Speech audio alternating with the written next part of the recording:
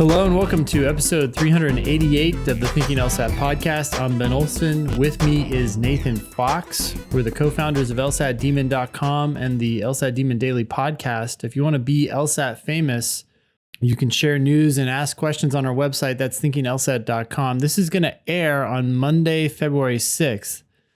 The January test scores just came out. Check out our Demon Daily episode 422 for our thoughts on what to do if you aren't happy with your score. Other than that, you can find all these dates at lsat.link/dates. Let's jump in. What's this first thing? First thing is a news item we're excited about. One of our team members, Chris, is going to be traveling to the Thurgood Marshall School of Law on Saturday, February 25th. And what we're doing is we're using Demon Free to give a proctored test, followed by a 60-minute strategy session. And we'll also talk about how to go to law school for free, because we always talk about how to go to law school for free. That's going to be at a special event happening at Thurgood Marshall School of Law. We're partnering with the Council on Legal Educational Opportunities, CLEO. It's a national nonprofit organization founded in 1968 to expand opportunities for underrepresented students to attend law school. Anyway, there's going to be a Juniors Jumpstart the LSAT program happening at the Thurgood Marshall School of Law. So we're excited about that. And thankful to Demon team member Chris for going and leading that session. Yeah. Thanks, Chris.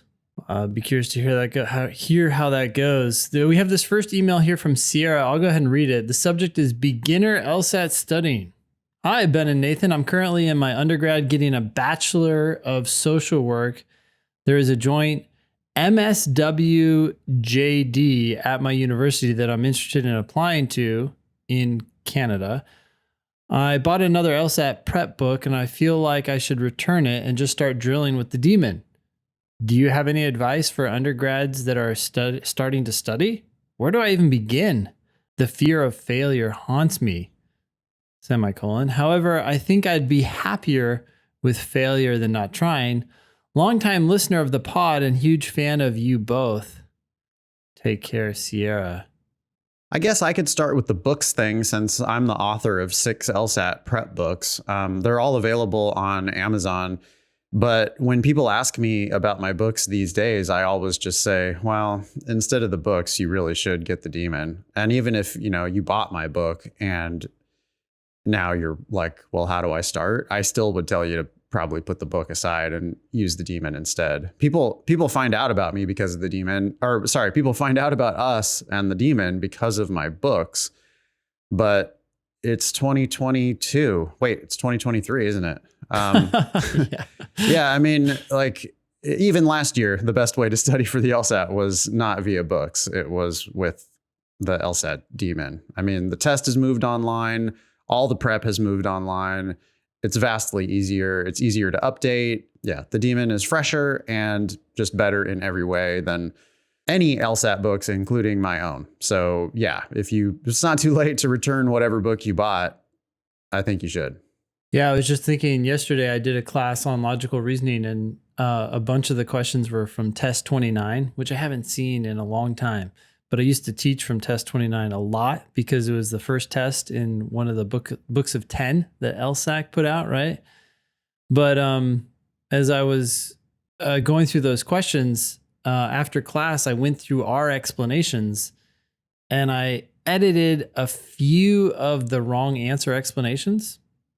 They weren't bad, but I thought there were stronger reasons to get rid of those answers and faster reasons. And even when the answer choices were hitting at those reasons, they weren't necessarily doing it as clearly or quickly as they could have.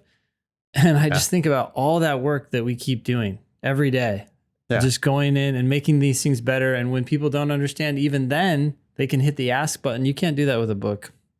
Yeah. I mean, the books, my books print on demand, so I can make edits to the books. If something comes to my attention that there's something wrong, then I will fix those those books, but it's not like the Demon where we have me and you and Abigail and all of our teachers and all of our students constantly looking at those explanations and using the ask button and asking us questions about those explanations. And then the explanations get better and better and better.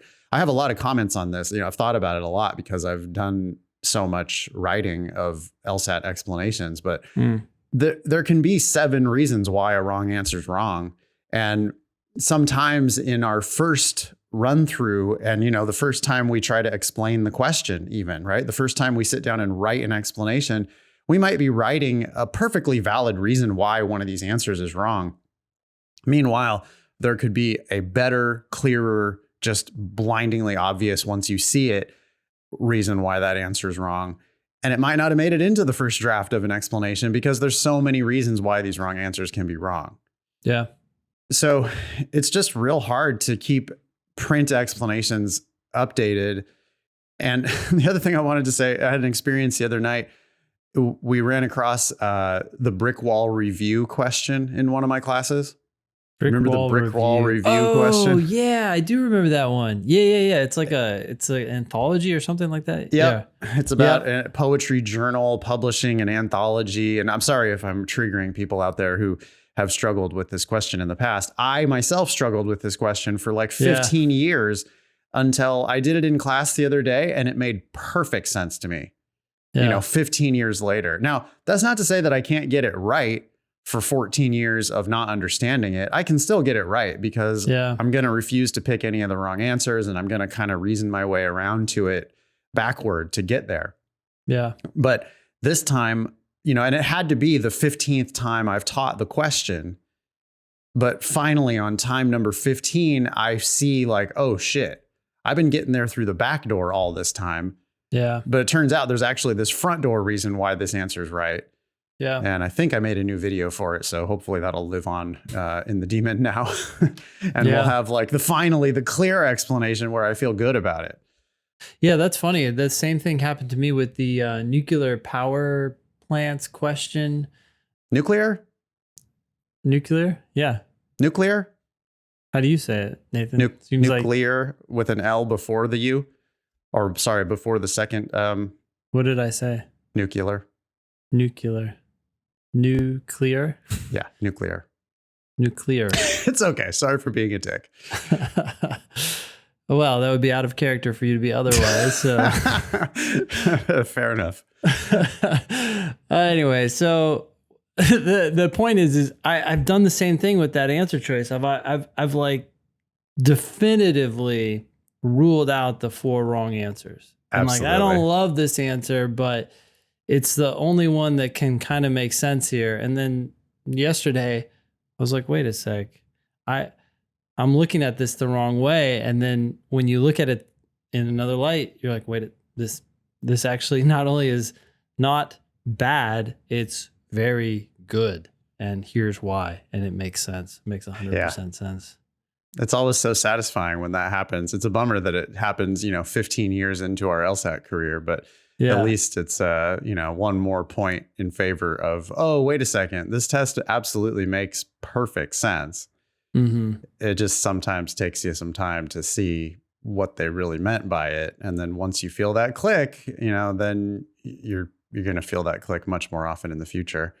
Let's answer this other question from Sierra, though, before we move on. Advice for undergrads that are starting to study. Where does Sierra even begin?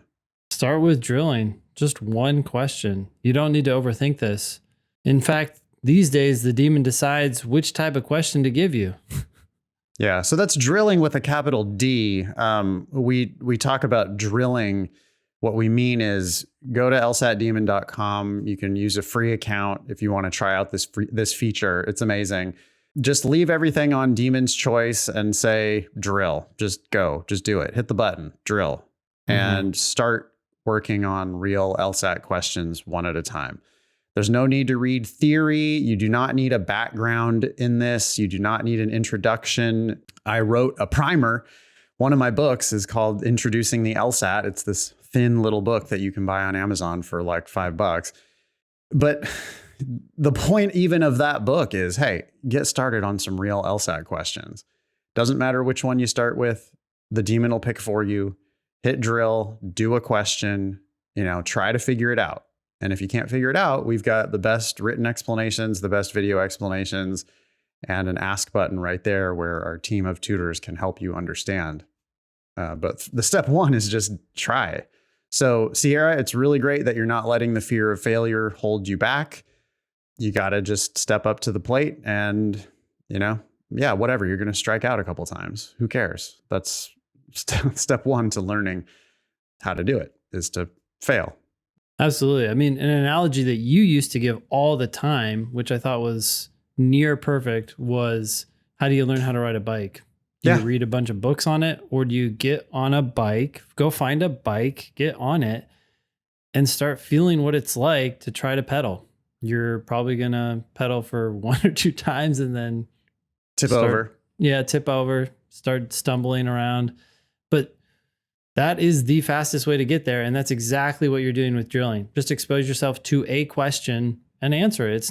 It's even less scary than a bike. There's no physical harm. Yeah, you have no chance of hurting yourself, and you have unlimited chances to practice. You're not even going to skin a knee by just doing a question. And if your ego is bruised that easily, then I don't know, maybe this is not the right field for you anyway, right? Because you're going to take some lumps along the way if you're going to go to law school and actually practice law. So you just got to kind of, get on the bike and get riding and then see if it works. You'll tip over a few times, but eventually you'll figure it out.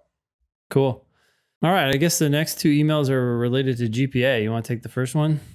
Yeah. Evan says, hey guys, I first started attending university in 2004 before dropping out 2 years later with a 2.0 GPA. This is what I should have done. When I was a dumbass, like 20-year-old, 19-year-old college freshman, and I was just getting terrible grades and I wasn't doing anything, I stuck it out and graduated with a 2.5 GPA. Yeah.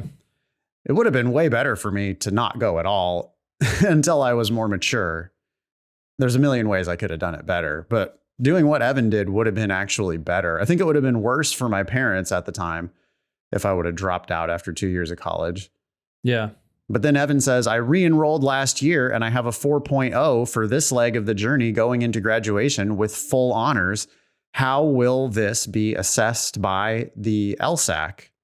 Oh, Evan says, P.S. I'm working on my LSAT wrecking ball daily. Good. Well, unfortunately, they're just going to take your GPA and average your GPA. I mean, it's your grade point average, which is going to include that 2.0. That's going to be the big number that they look at. Fortunately, a 4.0 goes a long way to balancing out a 2.0. If you did 2 years of 4.0 and 2 years of 2.0, you're going to end up at a 3.0. Evan might be a candidate for slowing down his next leg of his undergrad education. Sure. Yeah. Can you go longer and get more grades in the book so that your average goes up? As long as you don't graduate, Evan, all the grades are going to continue to count for your LSAC GPA. So yeah, you could decide, to stretch it out. You don't have to add a minor or a major or whatever, but you could just take a bunch of extra classes, classes that'll interest you. Maybe they don't count toward graduation, but they're going to do some work for trying to balance that heavy anchor of the 2.0 that you have. You could eventually get to a 3. Boy, I guess if you added an entire extra year, you could end up with 5 parts of a 4.0. Yeah. And 2 parts of a 2.0. Wait, I didn't add it up right. Well, whatever. You can get somewhere north of a 3.0. You can figure out the math. If it's worth it to you, maybe it's worth it. If not, the LSAT really is your wrecking ball, Evan, and I'm glad you've recognized that. Oh, we're supposed to be doing both of these at once, huh? You want to read Landry's email? Yeah, I would say one thing about Evan's situation. Obviously, the 4.0 is a huge difference from the 2.0. So schools have to look at your overall GPA to assess you in the big pool. But the good news is when they are looking at you individually, they're going to see you as a diamond in the rough. They're going to say, okay, this person is actually more valuable than their numbers suggest. Yeah, you should write a soft one factor. sentence. Yeah. You should write a 1-sentence addendum to point to this like shocking, dramatic difference in your transcripts. I mean, it's going to be once they look at it, but see, they won't see it. They're going to see your blended GPA. And then if you tell them specifically, hey, I had a 2.0 in, or, maybe you don't say that, but instead you just say, I've had a 4.0 in the last 2 years of my college education. Yep. Because then they do have that diamond in the rough opportunity where they can feel like they're going to get a bargain on you because they look at your LSAT and they go, oh shit, this guy mastered the wrecking ball, to the tune of a 170 or whatever. Like, yeah, we got to listen to this guy. He just bashed down the front door, with the wrecking ball. And then they look at your GPA and they go, 3.0, what's that? Yeah. But then because your LSAT wrecking ball is like sitting there on their desk, then I'm envisioning it just bashing through the wall and landing on the desk of the admissions office, Yeah. Yeah. And then they're going to take a little closer look. And if you have a note in there, again, just 1 or 2 sentences pointing out, hey, I'm a different student now when I came back to school. Yeah. Show them the 4.0. And then they might have a little, oh yeah, wow, okay. So look, the LSAT's there. And this is a much better student than they look on paper. And they can start getting greedy, thinking that they're going to pull a fast one on other law schools that haven't noticed. The next email from Landry says, I attend a university with a GPA scale of minuses and pluses. For example, if you receive a 90 in a course, it would be an A- or 3.7.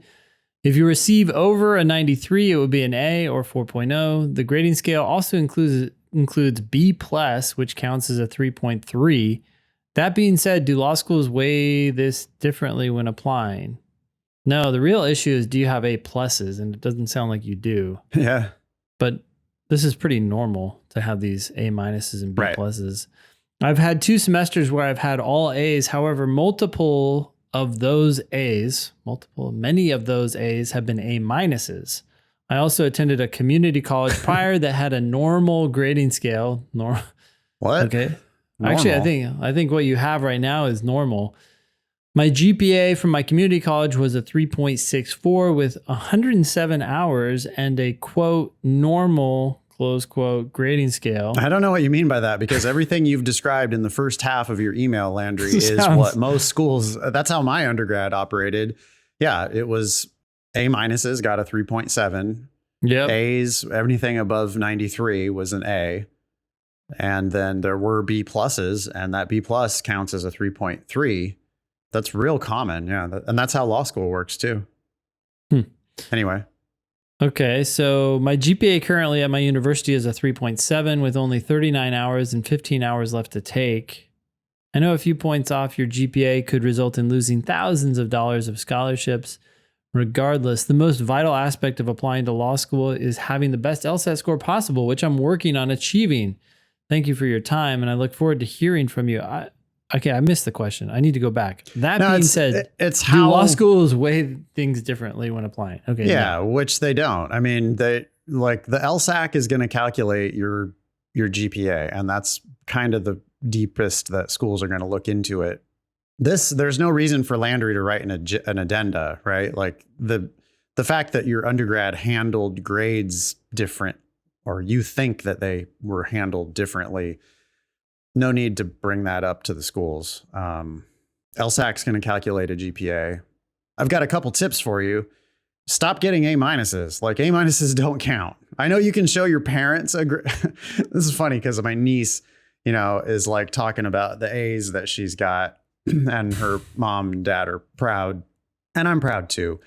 But there's a difference between A's and A-. And you don't get to just look at your report card and say, oh, look, it's all A's. Well, no, it's not. It's a lot of A-. And A- only get a 3.7. And a 3.7 is vastly different from a 4.0 when we start looking at the top law schools, where their median GPA is 3.95. Like that ain't A-. Like that's the kid in the class who gets straight A's, not A-.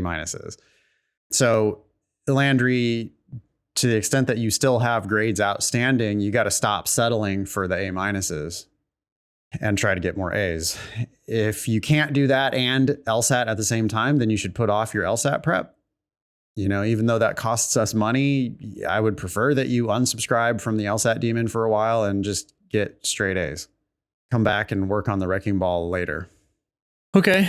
Also, Eric included this article on US News. It's titled, "What is a good college GPA for a law school applicant?" And this chart that he points us to gives us the average median GPA for the 2021 incoming law students.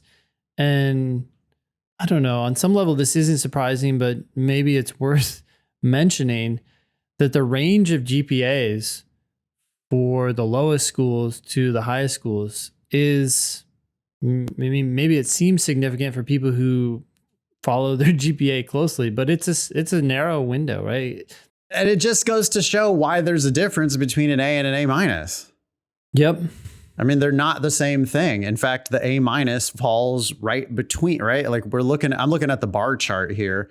It says that for the top 20 schools, the average median GPA was 3.86.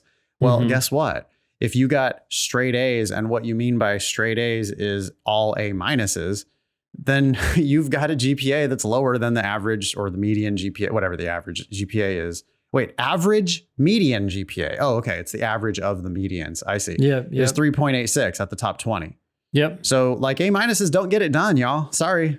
A minus is a bad grade according to those top 20 schools. Yep. Yep. You know, and it might be the best you could do. Fantastic, like great work.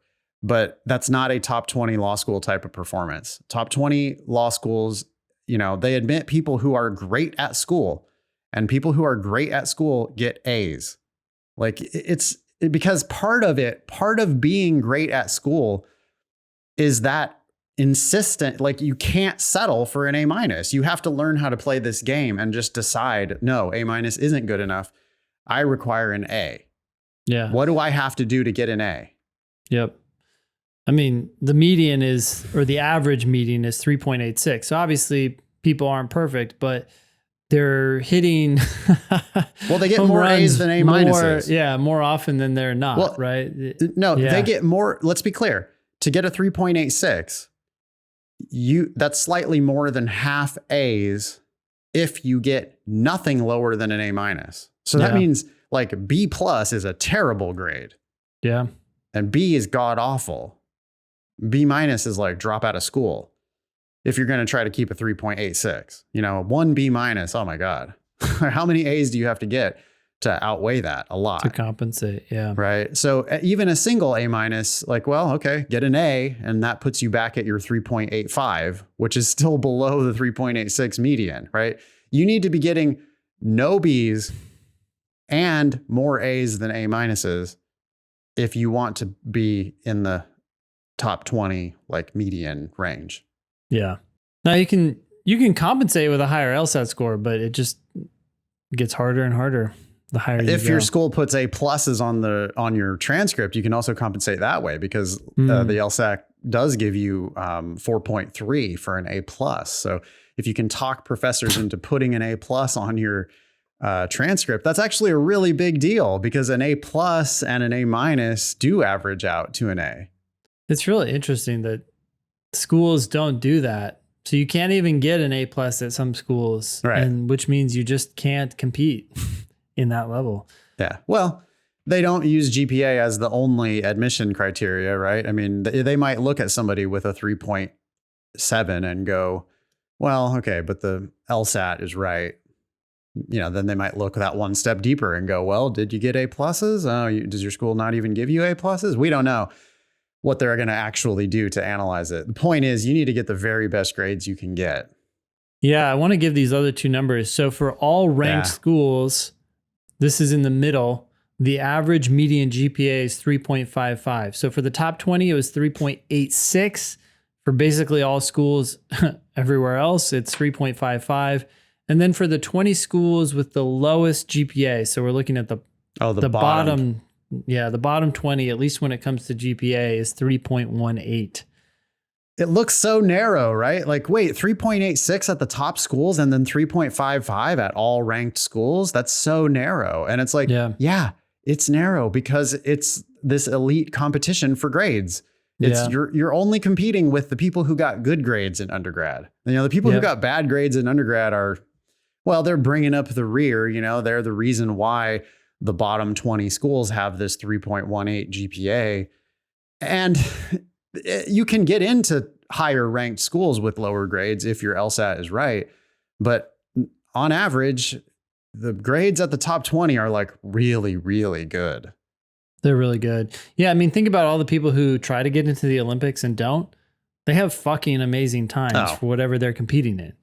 We would never even come close to them, but at the same time, they're not good enough for the top sport slots. Yeah. Any sport. Yeah. Like if you never played golf before and you saw me play golf, you'd be like, oh my God, this guy's on the PGA Tour. The truth is, I can't play at a shitty college. Mm-hmm. I mean, like I couldn't play at a good high school.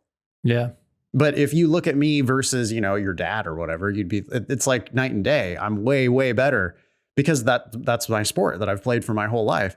But there's levels and levels and levels and levels. And there's like 100 levels that I can't even get to, you know, it's not even possible.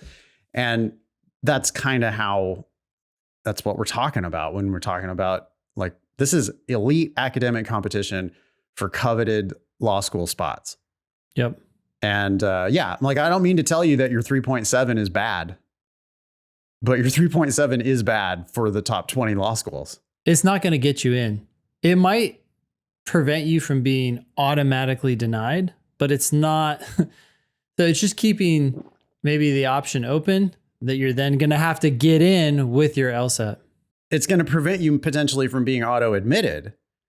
Yes. Right. I mean, it's just like it's a red flag to these schools. They look at 3.7. If you're fucking Columbia or whatever, and you look at somebody applying with a 3.7, if I'm Columbia, I go, why are you applying to my law school with bad grades? Like that's bad for my school. And I'll show you a stack of people competing against you who have 3.9s. Yep. So your 3.7 might be good where you come from, might be good for your family, your community, whatever, but it ain't good for these types of schools. Like these types of schools are just, we're talking about it's just a different league of competition. Yep. So yeah, the very best LSAT you can counter, you know, balance it a bit. But if you're still in school, if you're still getting grades, those grades need to be A's, not A minuses. All right. Yeah. This email is from Sean. The subject is context reinstatement. Hey guys, Pearl versus Turd. I won't get into the nitty gritty details of context reinstatement, but my learning and behavior professor told me that when you take a test, it should be in the exact same place that you have studied for the test. Okay, except for, you know, that's not going to be possible in many cases. So I'm going to call that a turd right off the bat. I mean, you're not going to be able to do that in your law school exams. You're not going to be able to do that with the bar exam, probably. You can't do that with your driver's training test, not the written one or the driving one. So you have to prepare for that, right? Like almost get used to studying in different places so that you don't give so much weight to where you're going. Yeah. Anyway, more around this thought from this learning and behavior professor. One should aim to replicate as closely as possible the actual test conditions during practice. For example, you should be taking the practice test at the same time you are scheduled to take the real exam. The temperature should be the same as when you will take the test. Also, you should be practicing at the same desk you will take the test at. My point is that you should be practicing with the exact same test conditions. Context reinstatement aids in faster recall and strengthens memory. Well, one major problem with this is that the LSAT is not a test of memory. It has nothing to do with recall. It has nothing to do with memory. At least it's not a test that can be studied for in that way, right? It's something that you have to practice. Building off of this, it would be great to see a feature where you can take the test in the same user interface format as the actual LSAT through the LSAT Demon website. Let me know what you think. Best, Sean. People ask for this all the time, so we have it. in the queue. We're working on something that we can replicate their environment closer, but we can't go all the way because they don't allow us to. So yeah, we're actually not supposed to replicate exactly the environment of the test. Why? I don't know. They don't want our tool to look exactly like theirs. So ours is prettier and way easier to use. yeah. I mean, this idea has been studied a lot. So there's likely some merit to replicating the situation that you're in. The problem I have with this is I'm concerned that there are a ton of factors that affect your performance on anything. And one thing I think we keep talking about on this show is, hey, if you want to get into law school, the thing you need to focus on is your LSAT score and your GPA, right? And other things, although they do affect your admissions chances, the role that they play is so small that focusing on them can pull you away from what actually matters. And I think about this in my life all the time. Like if I have some goal, there are things that can help me achieve that goal, but I don't want the de minimis things to get in the way of the things that actually matter, right? And someone who's hyper focusing on things like, geez, the temperature of your room yeah, is putting mental effort into something that, okay, in theory, may move the needle ever so slightly. Yep. But at what cost? It's the opportunity cost. You're giving up on what really matters, and that's your mindset and your understanding of the test. Those things are going to blow so many other things out of the water that if you sacrifice them for these things, you're actually going to see a drop. Well, that's my theory, at least. I like your use of Latin there, Ben, with de minimis. De minimis, another way of... I didn't mean to use Latin. That was just the word that came to mind. Yeah. It's Latin lawyer speak. Yeah. Deck chairs on the Titanic is the concrete example of de minimis, right? You're like, oh boy, those deck chairs are out of line. I better get those rearranged, as the ship is sinking into the North Atlantic. Yeah. I think that's what this is. Sean, I'm sure that your professor is, they're right in their limited context, or they're right when all else is equal.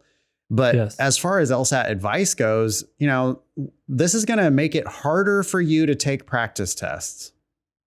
And making it harder for you to take practice tests is not good. Like if you have to then, if I'm not at the right desk and if the temperature is not the right temperature, then I can't even prep at all. Oh, you're thinking about it too. You're like, oh, wait a sec. How is this affecting my performance? Is that why I didn't do well? No, you didn't do well because you didn't understand the question. And now you need to unpack that as best possible.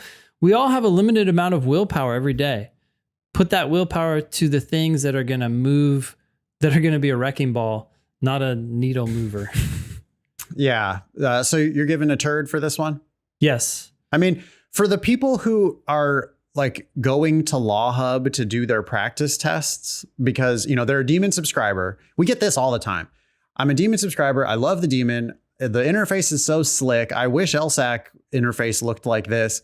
I'm going to go to Law Hub to do my practice tests so that I can do my practice tests in the real, shittier interface. Yeah. Well, you could do that, but it's such a waste of time. Like now you're going to have your results for your practice test over there in Law Hub instead of in the Demon where all of our explanations live. And the explanations are what's going to help you to actually understand these questions. But over on Law Hub, you get none of that. So then you can bring your test results back to the Demon and then get the explanation. I mean, you could do that, but like you're putting all this extra bullshit administrative time into your LSAT prep. And it's going to be much faster to just do all your work in the Demon and don't worry about it. Yeah. The problem with believing what Sean is talking about here is not that, again, Sean, that you're technically wrong. All things being equal, I'm sure this makes a slight difference. But the more you believe this or think about it, the more power it has, right? The more it is going to affect you. You're going to be sitting here thinking, oh, my temperature is different. And then that's going to affect your performance. It's almost like the placebo effect. Yeah, maybe you can get that out of your head by just, maybe you can believe me when I say that this is not a test of recall or memory. Yeah. And because it's not a test of recall or memory, then this whole thing about context reinstatement just maybe doesn't even apply. But even if it does, just focus on the fact you have to recognize that in a cause and effect world that we live in, some things, some factors have a much greater causal effect than other things. That is, I hope, obvious. And what we're saying is your understanding of the test and your mindset of you can do this wherever it's given to you is going to do way more than these things. Just hopefully that sinks in. Okay, that's a turd. The scoreboard now is 24 pearls, 70 turds, and 26 ties. Lots of bad advice out there about test taking. I was in a coffee shop yesterday and I overheard some tutor guy talking to a parent on the phone. Okay. And the tutor guy was like, oh, well, I've never done that test before. But no problem. I'll just do some, it'll take me some hours. Like this guy was like, the parent will have to pay me these hours to prep for this test that I've never taken before. But then I'll get really good at that test. And then I'll come teach your kid how to be good at that test. And I was just thinking like, thank God this is not, if he had been talking about the LSAT, I would have had to go over there and like grab the phone out of his hand and just say like, no, you do not want to do that. Yeah. But I wouldn't have done that. But yeah, just be careful where you're getting your advice about these different, your professor could be right, but right in a thing that's going to affect 1/10 of your 1/10% of your performance. And there's other things that might affect 10% of your performance. Okay. Yeah. Yeah. This next email is from Anonymous. It says, subject, do I take the money? Money or prestige? ? Hello, thank you for all your help throughout my LSAT and admissions journey. With the demon's help, I raised my LSAT score from a 147 to a 168. Through this process, I told myself money would be the deciding factor, but now I'm second guessing that idea.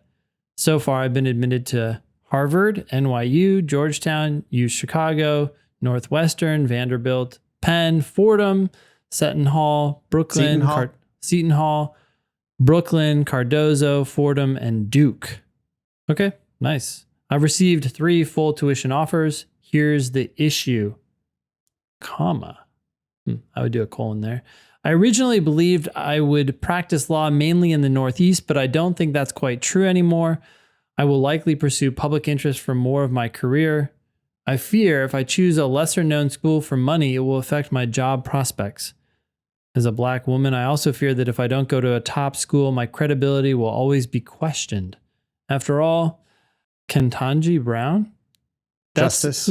That's the new justice, right? Jeez Louise, I haven't kept up on this. Went to Harvard twice and she still went through hell. What do you think? Money or prestige?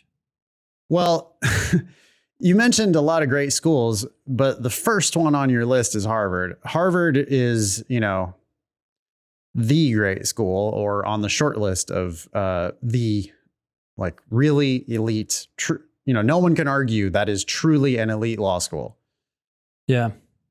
And they also have a fabulous, they have, I think, multiple public interest like loan repayment programs that are separate from the federal government loan repayment. I think that Harvard does a really good job of supporting its public interest students. So I would probably start here by talking to Harvard and say like, hey, how are my finances going to work out? Yep. Because I want to work in the public interest. I don't see how I do that with $300,000 worth of debt from your school. Yeah. And see if they can walk you through it. Yeah. I mean, they also don't do merit-based aid. They do need-based aid, right? So maybe. So if you are coming from a position of need, they might just make you a killer need-based offer. Maybe you haven't gotten that need-based offer yet from Harvard, but I would hold out for that before I make any big decisions. Compare your need-based offers, your need-based offer from Harvard with the best scholarships you get, and then go from there. I think that's what I would do. Cool. The next email here is from Courtney. The subject is LSAT Demon versus Fox guidebooks. Wow, we already kind of touched on this. Hi, Nathan and Ben. Hope you're both doing well. I'm a Demon subscriber currently at the live level. That's the $295 a month, and you get multiple live classes 7 days a week, including all of the amazing stuff that the Demon offers for self-study. I also own the Fox Guide test prep books covering exams 62 and 63. Okay, great. That was my second book and my third book. Does it make sense to use the paper books to do these practice tests? No, because the test is digital. Or am I better off just using the online platform? Yes, because all of those explanations that were in those two books, Courtney, are already in the Demon anyway, except for they're edited now by our team of editors, and they continue to evolve when our students, ask for more clarification about one of the answer choices. It'd be interesting actually to take a print copy of the book and then go through and look at those same explanations and see how many of them have changed.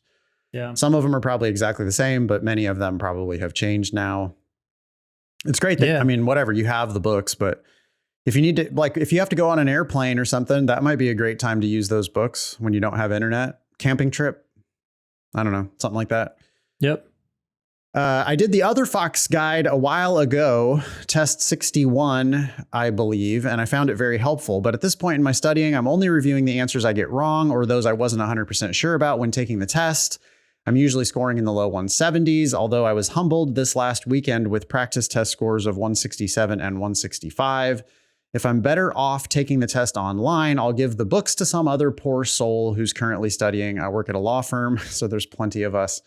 Thanks in advance, best Courtney. Yeah, I would just give those books away to your law firm colleagues.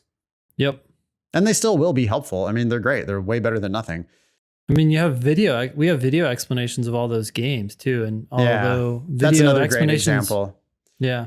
Yeah, like in the books, I'm trying to go through, step-by-step written diagrams of here's how I build the diagrams. Plus, I used to do the diagrams differently back in those days. I mean, it's just evolved so much over time. I see the test so much clearer now than I did then. And all the new explanations are all in the Demon. Yeah. All right. Here we have a question from Alex.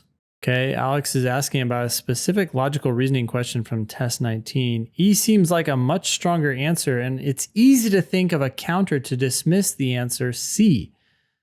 Is it ever the case that two answers could be argued for, but one answer is just, quote, stronger? If so, by what criteria can we determine strong from stronger and not be misled? Sure.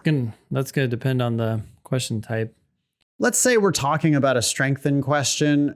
On a strengthened question, I think that's when this is going to pop up the most, is in probably a strengthened question. Or weakened, yep. Yeah, but even more, I think, on strengthened. Wait, why is it any different? To me, they seem the same. Logically, they're the same. Could be, but I don't think it actually is in practice. I'm not it's not like I've done a study of this or anything. Okay. But the times where I have seen credible second best answers where it's like, well, this does strengthen, it just does it in a very shitty way. I think that's more common on strengthen questions than, well, this weakens. I guess I do see it on weaken questions too, where it'll be like, well, I guess that could be a weakener, but it's really, really weak. Like it's just based on some anecdotal evidence or something like that. Yeah, the question I'm thinking of is that one that has to do with meteors or something like that being deposited by a moving glacier. Do you remember that question? Vaguely. Well, anyways, the reason it always sticks out to me when I think about this kind of question that Alex is asking is that the first, I think, 3 answers are all weakening.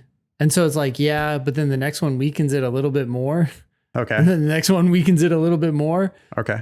And then finally, you get one that just annihilates it. Right. And it's a great example of, okay, which one weakens it the most? Those had to do with some or most. And this one really just takes it out of contention. So then that's the answer. But some people don't even get to that answer because they pick A or B You're like, oh, that weakens. Yep. I'm done. Yeah. Oh no. Well, this clearly weakens, and I don't have time to. I got to just make sure I got to get to finish the section. So then you pick this like, well, okay, that could weaken in a weak way, and then you pick that, and then later there's one that just destroys the argument. Similarly, on strengthen questions, if there are multiple, correct answers. Well, there's not multiple correct answers. There could be multiple answers that strengthen, but you're asked to pick the one that most strengthens. Yeah. So there's these other answers that like, yeah, I can see how they might sort of strengthen. But then there's one that's just a sufficient assumption of the argument. It's just like, well, if that's true, then this argument wins for sure. Alex, is that who we're talking to still? Yep. Alex? Yep. If you dig into your explanations, if you dig into our explanations deeper and maybe use the ask button, my hypothesis is that you're going to learn that one of the answers, the answer that you liked, is probably fatally flawed in some way and doesn't even strengthen the argument at all. Yeah, that's a very real possibility. It's I would bet on that. Yeah. I'm not going to win every time, but more often than not, I'm going to look at that answer and I'm going to go, well, no, that actually can't strengthen the argument at all because of some reason. Or it becomes one of those answers where it both strengthens, could strengthen or weaken. This like, that's the other thing. Yeah, it's right. And so that could be happening here for sure. Alex, is like, consider if you think that this is like, if you're interpreting E to be a really good strengthener, what if the other side might interpret it to be a weakener? Like, are you being generous to that answer in such a way that it makes it so that it's on your team, but then you're not realizing that the wording of the answer could actually be used by the other team just as easily? Mm-hmm. For example, if there's an answer that says, planet X is drastically different from planet Y. Mm-hmm. Well, planet X being drastically different than from planet Y, that could help certain arguments, but it could also hurt certain arguments depending on the nature of the difference, right? If it said hotter, then that's more specific, and that's going to probably just play for either the strengthening team or the weakening team. But if it says the temperature is drastically different, then you might go, oh, hotter. Yeah, that helps my case. But the other side goes, it doesn't say hotter. It says drastically different temperature, which might mean drastically colder, which weakens your case. So you might be reading that argument, that answer, you might be reading it generously when the other side is going to read it generously in its favor. Yeah. Another word that does the same kind of thing is effects. People almost always read into the word effects what they want the effect to be. Yep. And it's like, how does it affect it? Does it make it better or worse or increase it or decrease it? You skipped right over that. Yeah. Alex, there is no single criteria that we can use to determine strong from stronger. You need to dig into that specific question. So instead of looking for this like big overarching solution, you got to look for the solution in the details. There's something that's wrong with that answer that you think is the better strengthener. It's not. There's a reason why that answer doesn't work. And it's probably already sitting there in the written explanation or a video explanation. And if not, use the ask button. Yeah. All right. We got 2 more emails here about which school should I go to. So the first one says, should I attend a lower ranked school if I will actually make money to attend? My goal is to do personal injury and family law in a smaller firm because it's something I am passionate about. I received a full ride and unconditional stipend to Drexel University. I can live with my parents and and ride the train to school. Oh, that's nice. I will technically make a little money each year to go there since my cost of living is just the train tickets. I know they're lower ranked 78th and the 4th best in Philadelphia behind Penn, Villanova, and Temple. My gut tells me I should just go for it, considering I am okay with working in a small firm or even in a smaller Pennsylvania/New Jersey city outside of Philadelphia.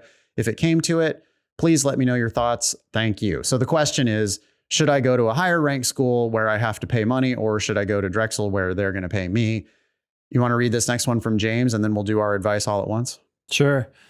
Hi, Ben and Nathan. My wife and I live in Philadelphia, and for personal reasons, I will be staying in Philadelphia for law school. I do not yet know what kind of law I would like to practice. Given that I'm staying here in Philadelphia, the question I have is straightforward. Do I choose a full tuition scholarship to Temple University or pay in full at UPenn? Does a UPenn law degree warrant paying full tuition if the only other option is a full scholarship at Temple? Love the podcast. Thanks for everything. Huh. What happened to Villanova and Drexel? Yeah. So Anonymous has two other schools in the Philly area. James seems to think there's only Temple and UPenn. I mean, so Temple and UPenn is going to be, well, I guess we can look at these 509s, huh? Yeah. Temple has a median LSAT of 163. Penn's going to be way better. Penn has a median LSAT of 172. Those are like not even on the same planet law schools. Yeah. You know, well, look, the 25th percentile at Penn is 167, 3.61. Yeah. The 75th percentile at Temple is 165, so 2 points lower than Penn's 25th. Yeah. And 3.7 GPA, which, you know, that's their 75th percentile is 3.7. That's not even the median at Penn, not even close to the median at Penn. So it's a dramatically different set of colleagues that you're going to be there. The academic competition is going to be dramatically more difficult because you're just competing against people who are they're better at tests and they're better at school. So the academic competition is going to be harder. You'd have to look into the hiring, right? Like, what's the job? What do you want to do? You don't know what kind of law you want to practice. Yeah, it's tough. I mean, this is why we say to apply broadly, because you don't have to have such stark choices. I realize this correspondent wants to stay in Philadelphia, but I always want to push back on those assumptions and say, okay, is it worth, if someone said, here's $150,000 to move somewhere, would it make it possible to get around whatever is keeping you in Philadelphia? I don't know. There's so much money on the line, though. They have a house, they have kids, they have, you know, the kids are in school, they got family there. I mean, whatever. There's a lot of reasons why people are going to be stuck in a certain geography. It's like you being stuck in Virginia, despite the Virginia income tax, you know, like there's things that you would, there's significant money available if you would move, but are you going to actually do it? Maybe, maybe not. Yeah, I mean, I'm not saying, yes, James, you need to move. I just think that a lot of people preemptively block that out as an option because they didn't apply looking broader at the in the dollars. first place. Just look at the dollars and decide if it's worth it. If it is, then fine. Totally makes sense. But yeah, it depends. But our presumption is always going to be take the best full ride offer you can get. You know, apply broadly and then think about it.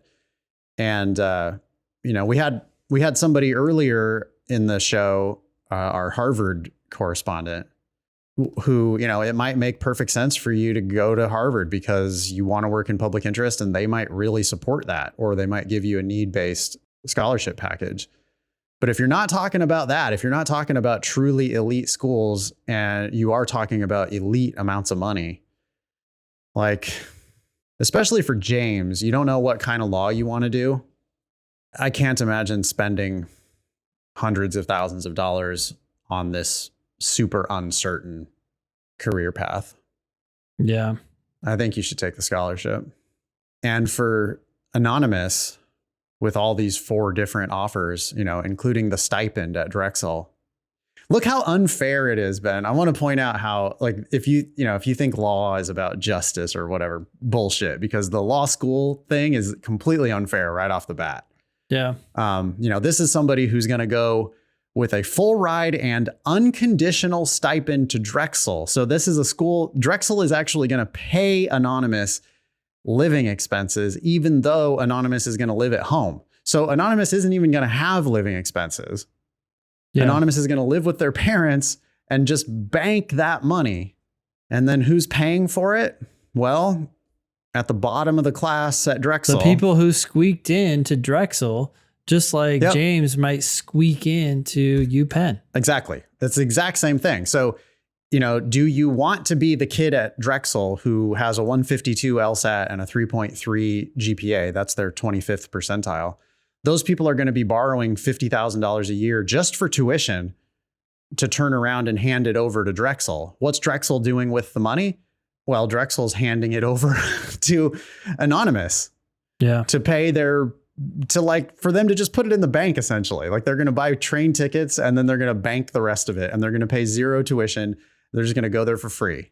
Yep. And then when they leave, they can take whatever job they want because they don't have a pile of debt that they have to service. And it's not going to give you the shoe in straight to big law. But Anonymous says, I want to do personal injury and family law in a smaller firm. Well, if you want to do personal injury and family law in a smaller firm, I see no reason why you should spend money on some big fancy school. Well, you're not going to be stressed, which means you can focus more on school, and you're going to be at the top of the class, which means you're more likely to get good grades. So then when you apply to these small firms and say, look, I have a 3.8 or a 3.9 or a 4.0, they're going to be like, okay, great. And I went to Drexel because I'm passionate about this work. And I knew there was no point in me going to Penn or whatever. Yeah. I went to Drexel. I got a stipend. Oh, look, I'm ready to go. I'm in great shape and I'm ready to go. Yeah. As a graduate from Drexel with good grades, instead you go to Penn, you really struggle competing against all those killers over there. You don't learn anything different or better.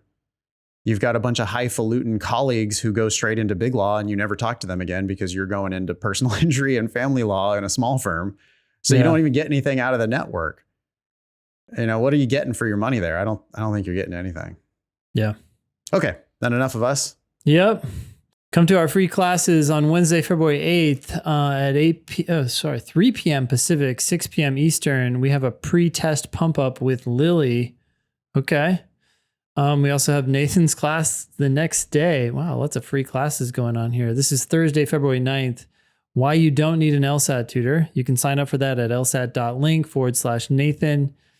And then apparently my class, I'm just learning about this right now. Monday, February 13th. Oh, wait, no, we talked about this last time. It's the day before Valentine's. Okay, anyways, I'll be doing a free class at 10 a.m. Pacific, 1 p.m. Eastern.